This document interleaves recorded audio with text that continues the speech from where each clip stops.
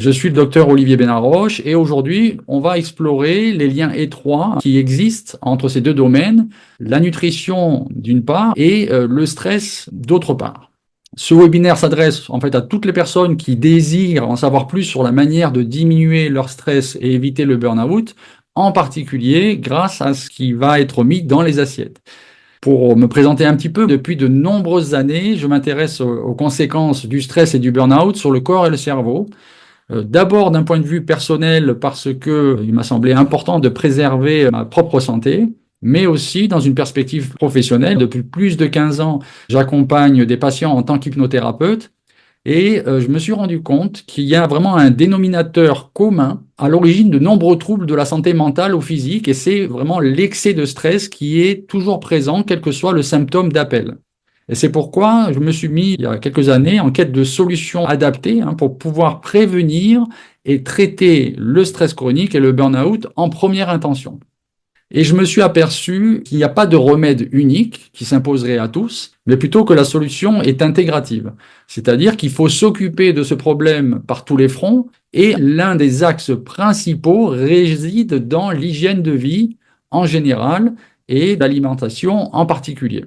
Je me suis mis à la recherche de sources pour pouvoir apporter des solutions concrètes en ce qui concerne ma santé et celle de mes patients, et c'est ce que je vais partager avec vous aujourd'hui. Alors, quels sont les objectifs de ce webinaire?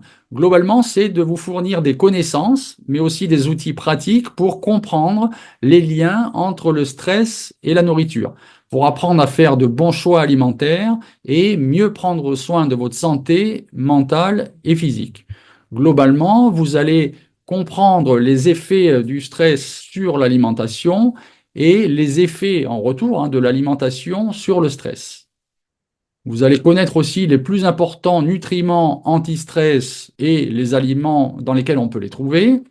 Vous allez également découvrir la formation Stress et Burnout avec les nouveaux outils de prévention, qui est une formation en e-learning. Et on finira aussi par le côté le plus agréable, c'est-à-dire découvrir et apprendre des recettes qui peuvent être à la fois faciles et délicieuses, qui utilisent ces fameux nutriments, et des recettes que j'appelle doublement bonnes, c'est-à-dire qu'elles sont à la fois bonnes à manger, savoureuses et bénéfiques pour notre santé.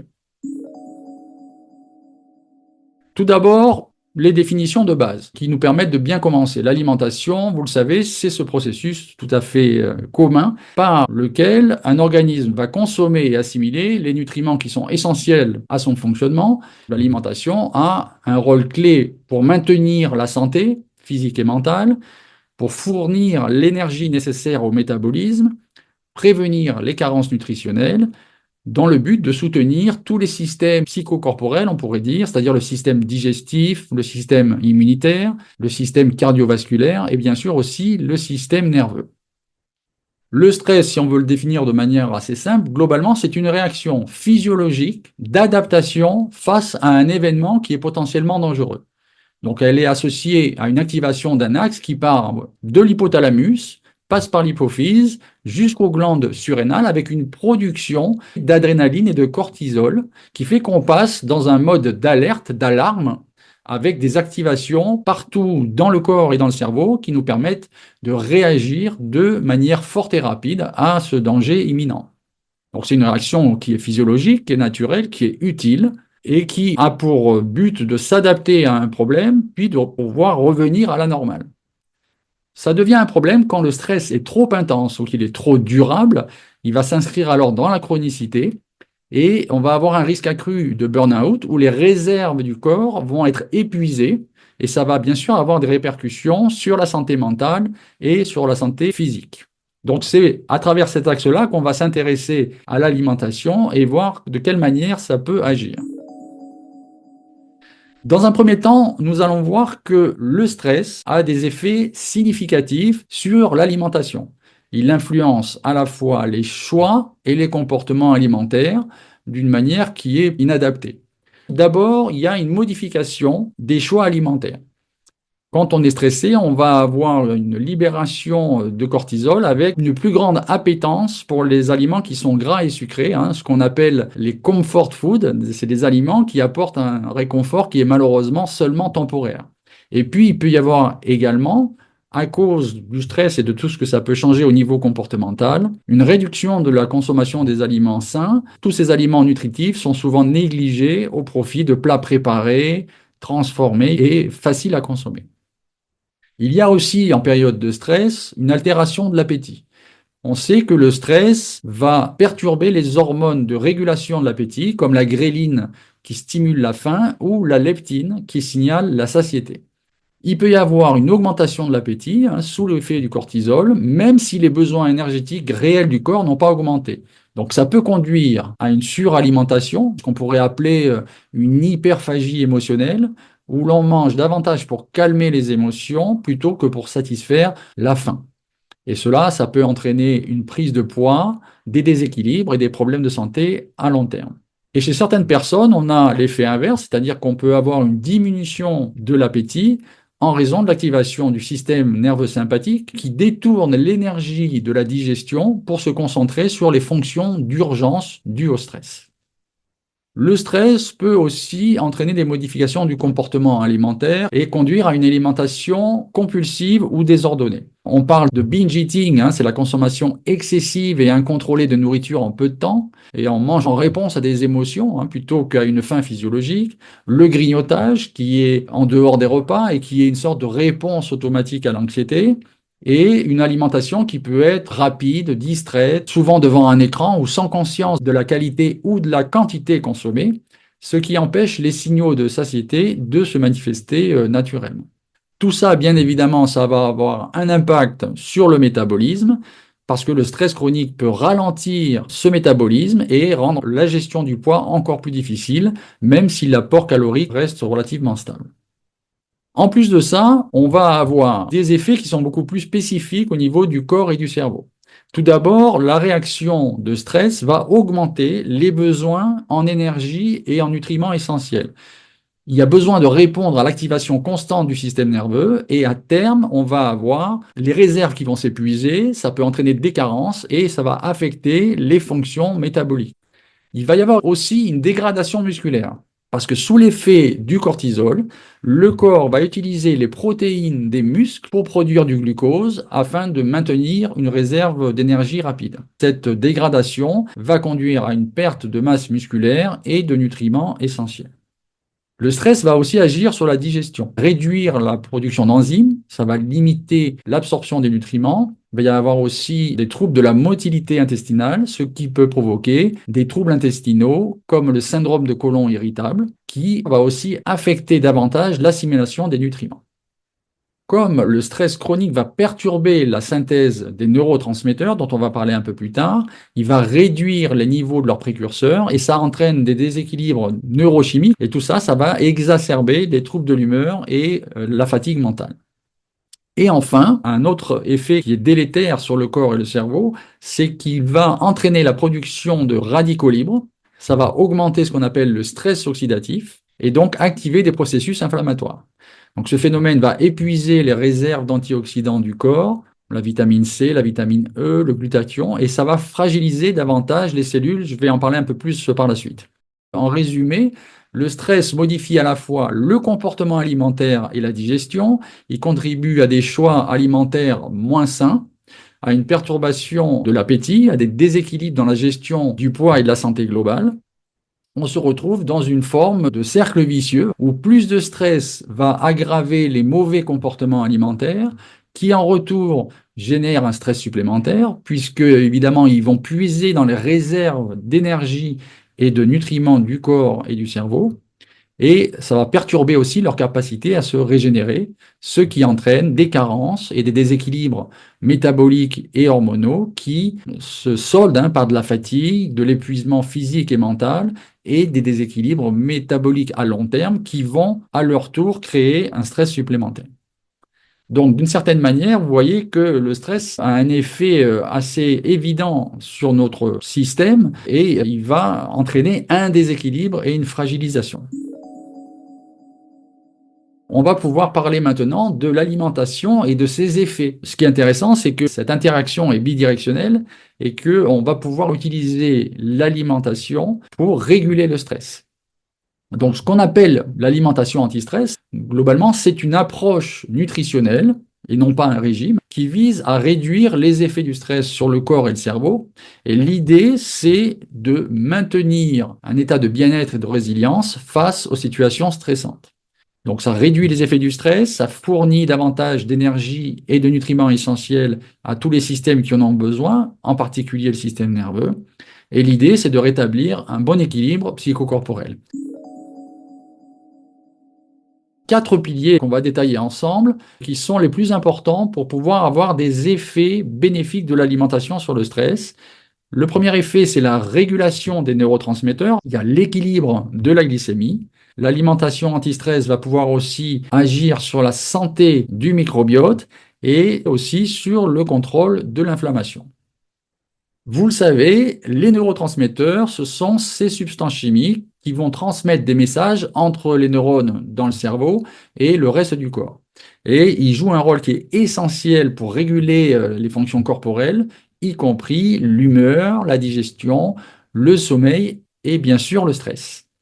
Pour qu'on ait un fonctionnement optimal de notre cerveau, on a besoin de neurotransmetteurs et d'hormones qui doivent être constamment renouvelés. Ils sont fabriqués à partir des aliments qu'on consomme et certains d'entre eux vont favoriser la production et la régulation de ces neurotransmetteurs. La première hormone dont il faut parler quand on parle de stress, vous le savez, c'est l'adrénaline. Elle est impliquée dans la réponse d'urgence face à un danger. Et ce neurotransmetteur va déclencher au niveau de l'amygdale cérébrale, du système limbique, la réaction de combat ou de fuite. Elle permet au cerveau d'être en alerte, au cœur de battre plus vite et aux muscles d'avoir un regain d'énergie. Alors idéalement, ce processus, il est fort et rapide, mais de courte durée, et il doit s'éteindre lorsque le danger est passé ou surmonté. Le problème, c'est que quand on a un stress qui est prolongé, ce qui arrive quand on parle de stress chronique ou de burn-out, c'est que cette réponse est maintenue et elle va inhiber la digestion, mais ça va aussi créer de la fatigue et interférer avec le sommeil. Et tout ça va aussi altérer le fonctionnement efficace, rationnel du cerveau. Le cortisol, c'est la deuxième hormone du stress. Elle est importante parce qu'elle aide l'organisme à réagir face aux situations stressantes et son rôle essentiel, c'est de mobiliser de l'énergie. Et comment est-ce qu'elle le fait? Elle augmente la disponibilité du glucose dans le sang. Donc ce cortisol joue un rôle qui est important dans le métabolisme. Il va aussi agir sur la pression artérielle en influençant la rétention de sel et d'eau. Ce qu'il faut savoir aussi, c'est que le cortisol a un effet anti-inflammatoire et immunosuppresseur, ce qui est important pour prévenir une inflammation excessive, mais que ça va aussi affaiblir la réponse immunitaire, ce qui explique que quand on est dans un stress depuis très longtemps, ou un stress aigu, eh bien, on va plus facilement tomber malade avec des maladies opportunistes, des bactéries ou des candidoses par exemple. En cas de burn-out, le comportement du cortisol évolue. Au début, on va avoir une phase d'alarme ou de stress aigu et on va avoir des niveaux élevés de cortisol qui permettent de manière tout à fait utile de faire face aux exigences mentales et physiques. Et cette hausse d'énergie, elle va aider à mobiliser les réserves internes pour faire face. Ce qui se passe en cas de burn-out, c'est qu'on rentre dans une phase de résistance, si le stress persiste pendant un long moment, et là vont apparaître les effets secondaires du cortisol, c'est-à-dire des troubles du sommeil, une prise de poids, une augmentation de la tension artérielle, des troubles digestifs et des troubles immunitaires. Et malheureusement, si l'exposition est trop prolongée, sans récupération, à ce moment-là, on va avoir un effet qui est plutôt un effondrement. C'est-à-dire que les glandes surrénales sont épuisées, n'arrivent même plus à fabriquer du cortisol, et ça va se traduire donc par une fatigue chronique, une incapacité à faire face aux situations stressantes et une sensation d'épuisement total. On va continuer avec les hormones qui sont plutôt les hormones du bien-être et du bonheur, nécessaires pour être d'une certaine manière le contrebalancement, le fonctionnement antagoniste du stress. Le premier neurotransmetteur que vous connaissez sans doute, c'est la sérotonine. La sérotonine, c'est l'hormone du bonheur. Donc elle agit sur la régulation émotionnelle et le sentiment de bien-être. Elle joue aussi un rôle sur la gestion de la glycémie et sur la satiété, et en particulier sur la capacité à transformer les graisses en stock d'énergie. Elle joue aussi un rôle sur ce qu'on appelle les rythmes circadiens, c'est-à-dire qu'elle va agir sur la production de mélatonine, l'hormone du sommeil, et donc un bon équilibre de la sérotonine aide à réduire la production de cortisol, améliore la capacité à gérer les situations stressantes et va favoriser aussi la résilience. Quand on est en déficit de sérotonine, on va avoir des compulsions sucrées et ça peut induire aussi un sommeil moins récupérateur qui, à ce moment-là, peut aussi évoluer vers un épuisement généralisé. Le deuxième neurotransmetteur qui a un rôle crucial dans la gestion du stress, c'est la dopamine. La dopamine, c'est l'hormone de la motivation. Ce neurotransmetteur joue un rôle clé dans la régulation de l'humeur et du plaisir parce qu'elle est impliquée dans le système de récompense du cerveau qui nous motive à répéter les comportements agréables. En période de stress, avoir un bon niveau de dopamine, ça encourage les activités positives, ça réduit l'anxiété et ça agit comme un mécanisme de défense en maintenant la motivation et la capacité à faire face aux défis. En plus, elle est aussi impliquée dans la régulation du cycle veille-sommeil parce qu'elle aide à éteindre la mélatonine le matin quand il est temps de se réveiller. Si la dopamine vient à s'épuiser, il va en découler un affaiblissement de la motivation et une tendance à la procrastination. Dernier neurotransmetteur dont je veux vous parler ce soir, c'est le GABA, l'acide gamma-aminobutyrique. C'est un neurotransmetteur qui est clé dans le cerveau et dont la fonction principale, ça va être de calmer le système nerveux. Il agit un peu comme un frein naturel qui va réduire l'excitabilité des neurones et favoriser la relaxation. Il aide à réduire l'anxiété, les états de tension, il apaise l'esprit et il va diminuer la sensation d'urgence ou de surcharge mentale. Donc en favorisant la relaxation, il contribue aussi à la qualité du sommeil. Quand on est en burn-out, en état d'hyperactivité, le GABA va vraiment rétablir un équilibre en atténuant cette surstimulation. Le deuxième pilier dont j'ai parlé tout à l'heure, qui est important dans l'alimentation anti-stress, c'est cette capacité à équilibrer la glycémie.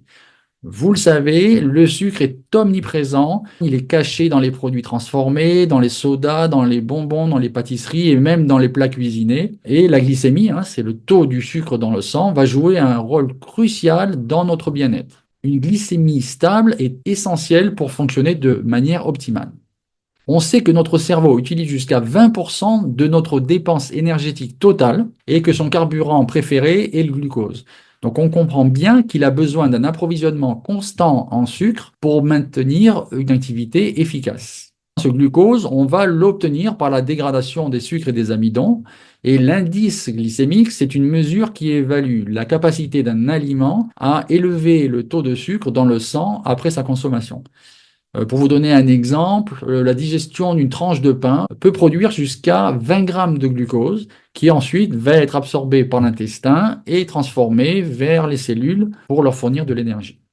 Et comme le cerveau dépend d'un apport constant de glucose, il ne peut pas bien fonctionner si vous consommez principalement des aliments à index glycémique élevé. Donc ce sont tous ces aliments raffinés, sirop de glucose, céréales de riz, pain blanc, soda bien sûr, qui vont libérer le sucre très rapidement parce qu'il se trouve sous une forme qui est facilement digérée. Le problème, c'est que ça va créer un pic de sucre dans la circulation qui déclenche une décharge d'insuline qui a pour but d'abaisser le taux sanguin de glucose et ça produit au cours de l'heure qui suit, après le repas, une sensation de fatigue, d'hypoglycémie. Donc on a des fluctuations de glucose dans le sang qui vont activer la réponse de stress. Ça entraîne une libération de cortisol et vous savez, ça peut provoquer de l'irritabilité, de l'anxiété ou des difficultés de concentration. Et il peut même y avoir des implications à long terme parce que stresser à plusieurs reprises le système insulinique du corps va augmenter le risque de diabète de type 2, favoriser l'inflammation et augmenter aussi le risque d'accident vasculaire cérébral. Ce qui est important, c'est d'opter pour des aliments qui vont être à faible indice glycémique parce qu'ils ont une teneur plus élevée en fibres ou en amidon, de telle manière que le glucose va rester disponible de manière constante et beaucoup plus durable pour vous soutenir entre les repas tout en plaçant moins de stress sur votre corps.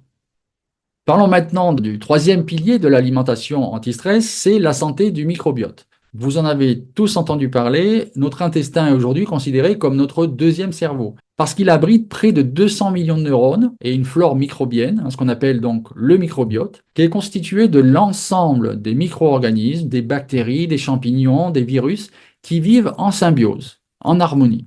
Et de nombreuses études aujourd'hui ont démontré qu'il existe des liens importants entre un déséquilibre de cette flore intestinale et le stress. Globalement, c'est pas étonnant quand on sait que plus de 80% de la sérotonine, donc ce neurotransmetteur qui est impliqué dans le bien-être, est synthétisé à l'intérieur de l'intestin. Ce qui est important de retenir, c'est que quand on est stressé, les signaux qui sont échangés entre l'intestin et le cerveau, par l'intermédiaire en particulier du nerf vague, vont être perturbés. Et donc, la digestion et le tractus gastro-intestinal vont être empêchés, ce qui perturbe l'assimilation des nutriments. Ça va altérer la qualité donc de votre microbiote, les bactéries néfastes vont proliférer, ça entraîne un affaiblissement de la barrière intestinale avec un risque d'inflammation digestive chronique et de candidose. C'est ce qu'on appelle une dysbiose. Donc tout ça, ça va perturber la production des neurotransmetteurs avec des troubles qui sont de l'ordre de la fatigue chronique ou de syndrome dépressif. On rentre dans un cercle vicieux, c'est-à-dire que le stress va affaiblir le système nerveux, ce qui déséquilibre le microbiote, lequel en retour génère du stress. Encore une fois, on est pris dans un cercle interminable. Le dernier pilier qui est important dans l'alimentation anti-stress, c'est le contrôle de l'inflammation. L'inflammation, c'est pratiquement comme si les cellules étaient rouillées, qu'elles s'oxydaient par l'attaque des radicaux libres. Ce sont des molécules instables, ce qu'on voit en rouge là sur le schéma. Elles vont capturer des électrons d'autres molécules pour se stabiliser. Ça les rend très réactifs et capables de déclencher des réactions en chaîne qui sont destructrices dans les cellules, dans les protéines et en particulier au niveau de votre ADN.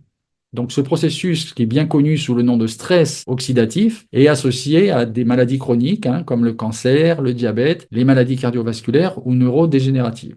Et de toutes les cellules du corps, les neurones sont les plus susceptibles d'être attaqués par ces radicaux libres. Heureusement, le corps possède des mécanismes de défense pour neutraliser les radicaux libres, principalement grâce aux antioxydants. Et ces substances vont être capables de donner un électron aux radicaux libres sans devenir elles-mêmes instables. Donc ils empêchent les dommages des radicaux libres dans le cerveau, mais aussi dans tout le système du corps. Vous savez que les aliments riches en sucre ajouté, en graisses saturées, en acides gras trans et en additifs, tous les aliments transformés et ultra transformés peuvent contribuer à ce type d'inflammation dans le corps. En revanche, une alimentation antioxydante qui va être riche en fruits et légumes frais, en grains entiers, en protéines maigres et en graisses saines va aider à réduire l'inflammation et à soutenir une meilleure santé du corps et du cerveau. Donc vous voyez que nous avons des effets vraiment spécifiques que l'alimentation peut avoir pour réduire ou éliminer les effets du stress sur le long terme. Ce qu'on va voir maintenant, c'est qu'on a différents nutriments qui vont être à la base donc de ces processus, à la fois pour régénérer les neurotransmetteurs, contrôler l'inflammation, améliorer la santé du microbiote et pour réguler notre glycémie.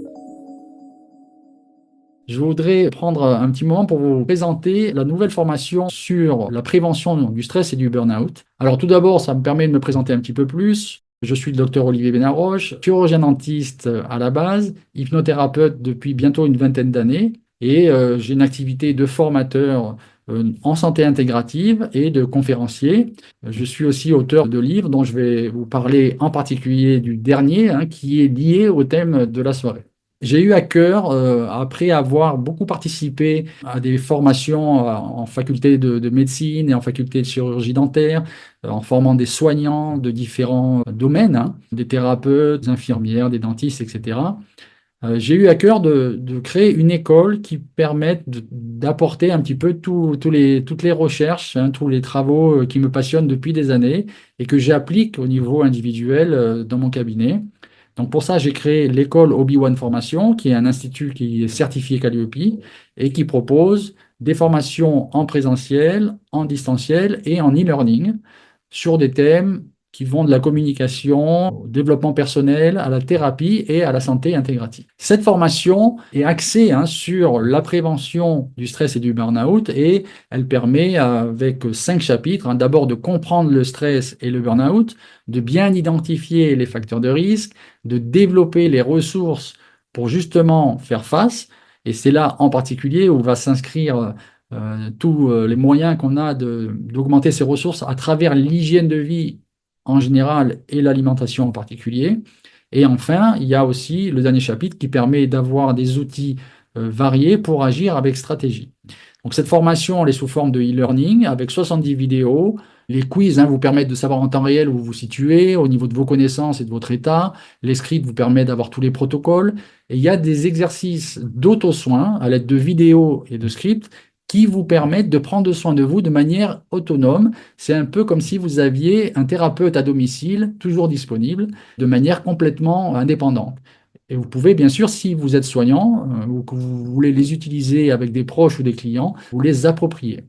L'idée, c'est d'avoir une approche intégrative, c'est-à-dire cette possibilité de combiner différentes techniques, différentes approches pour plus d'efficacité, choisir ce qui vous convient sur mesure.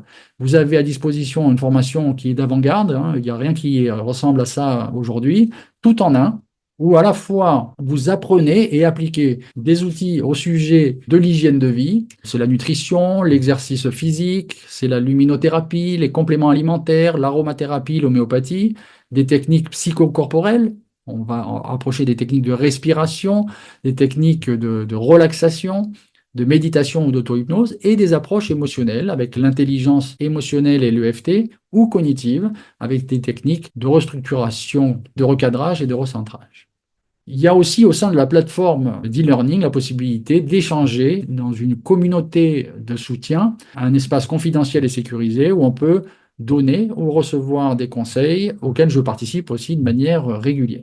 Cette formation, elle s'adresse à la fois à toute personne qui désire apprendre à gérer le stress et à se protéger du burn-out, mais aussi aux professionnels de l'accompagnement, qu'ils soient coach, thérapeutes ou soignants, qui désirent développer leur arsenal pour prendre en charge leurs patients ou leurs clients avec des techniques avancées et efficaces.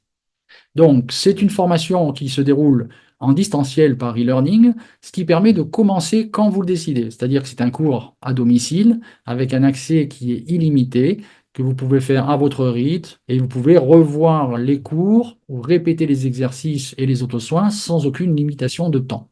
Ça fait aussi une économie d'énergie, de temps et d'argent parce que c'est une formation qui correspond à 4 jours en présentiel, mais sans la fatigue du déplacement, sans perte de temps dans les pauses ou les frais de voyage ou de logement.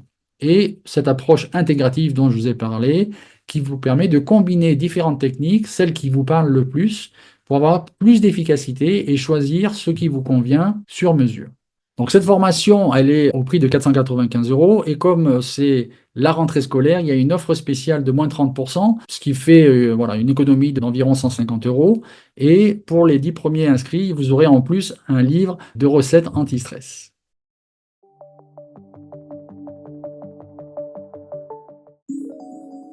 Pour commencer, on va enfoncer une porte ouverte.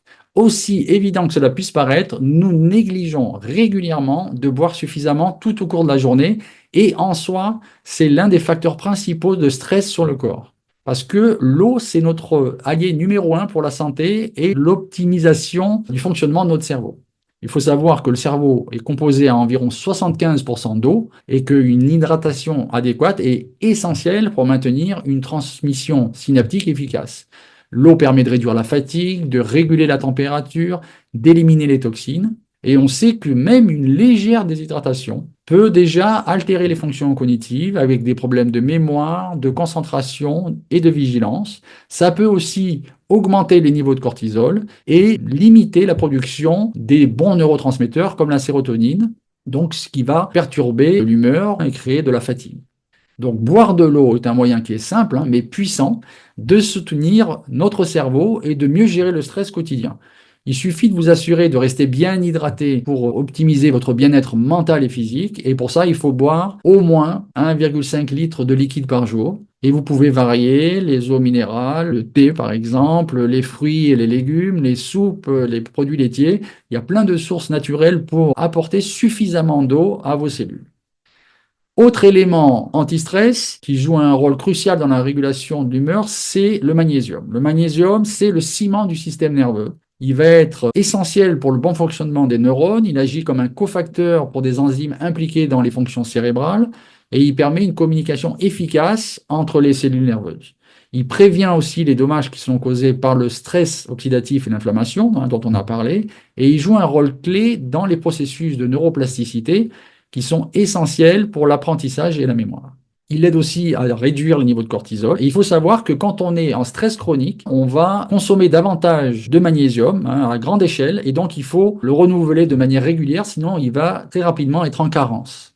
Le magnésium favorise la production de mélatonine qui, vous le savez, agit sur la qualité du sommeil et il va aussi influencer la synthèse des neurotransmetteurs positifs comme la sérotonine ou la dopamine. Donc, les niveaux de magnésium sont importants pour stabiliser l'humeur, pour prévenir les fluctuations émotionnelles associées au stress. D'ailleurs, on sait que son déficit peut entraîner une surexcitation du système nerveux avec une tension permanente. Où est-ce qu'on trouve du magnésium? Tout d'abord, les légumes à feuilles vertes, les épinards ou le kale, par exemple, dans les graines, pignons de pin, graines de tournesol, dans les noix, les amandes, les noix de cajou, les grains entiers, l'avoine ou le quinoa. Et bien sûr, la star incontestée dont personne ne peut se passer, c'est le chocolat noir. Il faut juste s'assurer que c'est un chocolat qui a plus de 70% de cacao, parce qu'on sait qu'il va être un allié pour réduire le taux de cortisol et diminuer l'anxiété. Donc vous avez le droit de manger du chocolat, vous avez ma prescription. En plus, il contient de la théanine, comme dans le thé vert, qui est un relaxant naturel. Si vous avez l'impression que vous avez de la fatigue et de la tension, vous pouvez aussi prendre des compléments alimentaires assimilables, bisglycinate ou citrate de magnésium. Et il est toujours utile de temps en temps de faire un petit contrôle, de faire une analyse un petit peu poussée pour voir si vous n'avez pas de carence dans cet élément essentiel qu'est le magnésium. Autre nutriment crucial dans le soutien de la santé mentale, c'est les vitamines B. Elles vont avoir un rôle dans le fonctionnement du cerveau et du système nerveux et elles vont contribuer de manière vraiment unique à la gestion du stress. D'abord parce qu'elles ont un rôle important dans ce qu'on appelle le cycle de méthylation qui contrôle l'expression et la réparation de notre ADN et qui a un rôle clé dans la détoxification. Et donc, quand il n'y a pas suffisamment de vitamine B et qu'il y a un dysfonctionnement de la méthylation, ça peut entraîner des problèmes mentaux avec des dépressions, des troubles cognitifs ou des AVC. Donc, en particulier, les vitamines B6, B9 et B12 sont essentielles à la production des bons neurotransmetteurs, sérotonine, dopamine et GABA. Et ils vont aussi gérer l'excès d'homocystéine pour réduire l'inflammation. Les vitamines B1, B2 et B3 sont impliquées dans la production d'énergie cellulaire et donc une carence va entraîner une plus grande fatigue. Le métabolisme du glucose par la vitamine B1, la vitamine B3, la circulation des influx nerveux, la B6 va agir dans la plasticité synaptique et la B9 dans les neurohormones qui sont indispensables au sommeil. Vous voyez qu'il est essentiel d'incorporer différentes sources de vitamine B pour soutenir votre santé mentale, améliorer la tolérance au stress et protéger votre cerveau. Vous pouvez trouver de bonnes sources de vitamine B dans les céréales complètes, dans les viandes blanches, dans les produits laitiers, dans les œufs, dans les légumes verts, dans les poissons, mais aussi dans les bananes et les haricots. Quelquefois, il peut être utile de faire une cure d'un complexe qui va associer des suppléments de vitamine B sous la supervision d'un professionnel de santé. C'est mieux pour éviter aussi qu'il y ait des excès. Nous allons parler aussi des oméga 3. Les oméga 3, ce sont des acides gras essentiels. Ils ont des bienfaits pour la santé et en particulier pour le cerveau. Le DHA, c'est un composant majeur des membranes des cellules cérébrales. Et donc, ça joue un rôle essentiel dans le développement et la maintenance du cerveau. Et donc, il est particulièrement important pour la formation et le fonctionnement des synapses, ces connexions entre les neurones. L'EPA, ça aide à réguler les neurotransmetteurs et à réduire la production de cytokines inflammatoires qui va aussi influencer l'axe hormonal du stress. Vous avez compris que la consommation régulière d'oméga 3 va améliorer la résistance au stress en soutenant les mécanismes de réparation tissulaire. Elles vont aussi avoir un effet anti-inflammatoire qui vont préserver la fonction cérébrale à long terme. La consommation d'oméga 3 est liée à une plus grande activité d'une substance chimique qui est connue sous le nom de facteur neurotrophique et qui est responsable de la croissance de nouveaux neurones. Donc ça va soutenir la plasticité synaptique, ce qui est essentiel pour l'apprentissage et la mémoire. Quand on sait aussi que 60% de notre cerveau est composé de lipides, avec une concentration importante en DHA, et comme notre corps ne produit pas ce DHA dont il a besoin, il doit absolument provenir de notre alimentation. Donc c'est, vous le savez, les avocats, les noix, les poissons gras, sardines, maquereaux, saumon, huile de colza, etc. On a parlé tout à l'heure donc des effets des antioxydants qui permettent de réduire le stress oxydatif en neutralisant les radicaux libres. Ça va empêcher le vieillissement cellulaire et les maladies chroniques. Comme les flavonoïdes qu'on retrouve dans différents aliments vont aussi avoir des propriétés neuroprotectrices. Elles vont contribuer à la stabilisation de l'humeur et à réduire les symptômes d'anxiété et de dépression. Et en plus, les antioxydants vont protéger les neurones, les fonctions cognitives et vont empêcher aussi que le système immunitaire soit dépassé par cette oxydation cellulaire. On le trouve encore une fois dans la star incontestée qui est le chocolat noir, dans le thé, dans les fruits et légumes colorés d'ailleurs. C'est toujours important de contrôler dans votre assiette qu'il y ait plein de couleurs et ça sera toujours un signe d'une alimentation saine et anti-stress. Un aliment important à considérer, c'est le tryptophane. Pourquoi? Parce que cet acide aminé essentiel va produire du 5-hydroxytryptophane, le 5-HTP, qui va être lui-même converti en sérotonine dans le cerveau et vous le savez aussi dans l'intestin. Il a la capacité de nous entraîner dans un état de bien-être et de bonheur, mais aussi il va augmenter le taux d'endorphines, ces antalgiques naturels qui sont produits par le cerveau. C'est également un précurseur de la mélatonine, donc qui sert à favoriser un meilleur endormissement et un sommeil réparateur. Il régule les niveaux de cortisol, l'humeur, il diminue l'anxiété et la dépression. Il y a certaines études qui parlent aussi d'un effet protecteur sur les troubles obsessionnels compulsifs. Ce qu'il faut savoir, c'est que l'insuline va aider le tryptophane à entrer dans le cerveau. Donc, ça peut être intéressant de consommer des aliments qui contiennent des glucides pour stimuler la sécrétion d'insuline et augmenter les niveaux de sérotonine dans le cerveau. Donc, vous avez compris, il est important d'inclure dans votre alimentation des aliments qui vont être riches en tryptophane afin de favoriser la synthèse du 5-HTP et de la sérotonine. On en trouve dans les œufs, dans le fromage et en particulier dans le cheddar, donc bravo aux Anglais. Encore une fois, dans le chocolat noir, dans les poissons gras, dans les viandes blanches, dans les noix et les graines, les légumineuses ou l'avoine. Donc ça, vous pouvez en trouver assez facilement et c'est important d'en consommer en grande quantité. Les fibres alimentaires. Elles sont bien connues pour leurs effets bénéfiques sur la santé digestive, mais elles jouent également un rôle qui est important pour le soutien du système entérique, on l'appelle le deuxième cerveau, et en communication constante avec le cerveau à travers le nerf vague. Et un intestin qui est sain, qui est soutenu par une alimentation qui est riche en fibres, va améliorer cette communication qui se fait dans les deux sens et qui va influencer positivement l'humeur et les fonctions cognitives. Donc les fibres alimentaires vont favoriser la croissance des bonnes bactéries dans l'intestin, ce qui va aider, on l'a vu, à synthétiser les bons neurotransmetteurs qui sont essentiels pour la réponse au stress.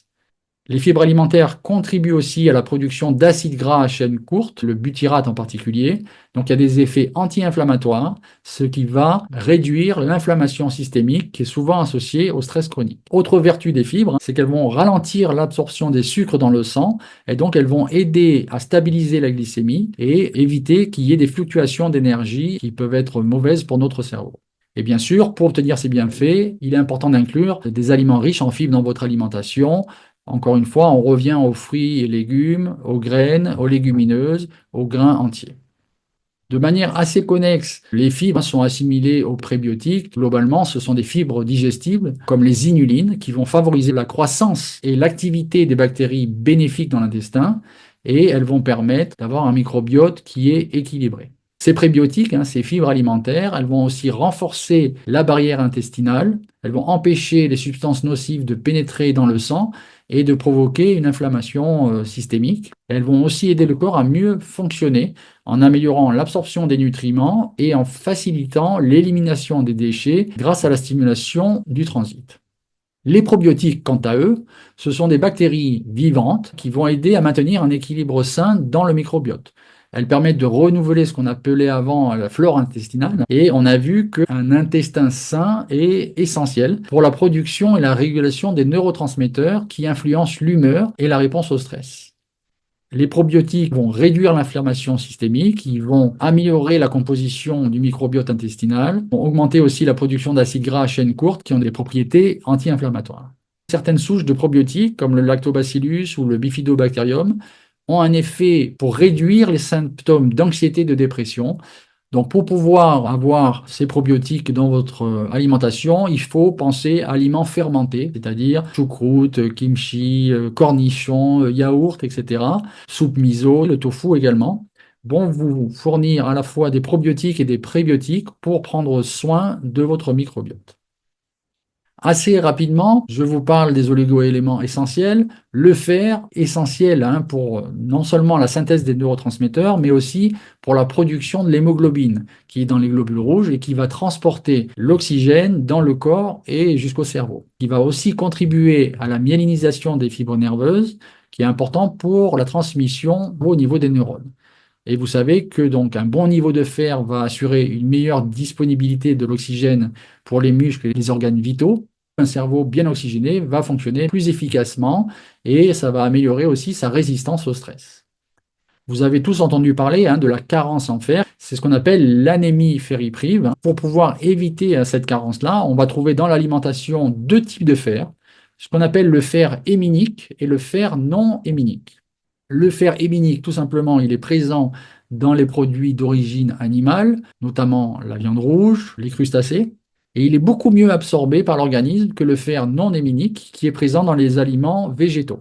Un petit conseil pour améliorer l'absorption du fer non héminique, il est conseillé de le consommer avec des aliments qui sont riches en vitamine C et d'éviter de consommer en même temps du café ou des produits laitiers parce qu'ils peuvent inhiber l'absorption du fer. Le zinc, c'est un minéral qui est essentiel, qui va contribuer à la protection des cellules nerveuses contre les dommages oxydatifs, permettre de créer de nouvelles connexions synaptiques, ce qui est important pour la plasticité neuronale, et il va aussi jouer un rôle dans la régulation de la libération du cortisol. Une supplémentation en zinc peut aussi améliorer la qualité et la durée du sommeil. L'aliment qui en contient le plus, ça va être les huîtres, mais on en retrouve aussi dans les viandes rouges et les volailles, les légumineuses, le quinoa ou l'avoine. Et enfin, le sélénium, oligo-élément auquel on ne pense pas toujours, sa carence peut augmenter le risque de dépression. Il a un rôle antioxydant très puissant. Vous pouvez le trouver dans les oléagineux, dans les céréales complètes, dans les poissons gras, dans les crustacés et les champignons. Il faut trouver dans vos goûts personnels ce qui va vous permettre de faire une combinaison de ces aliments et de ces nutriments pour pouvoir nourrir vos cellules du corps et du cerveau de manière préventive, de manière aussi à augmenter votre résilience et à maintenir un bon équilibre.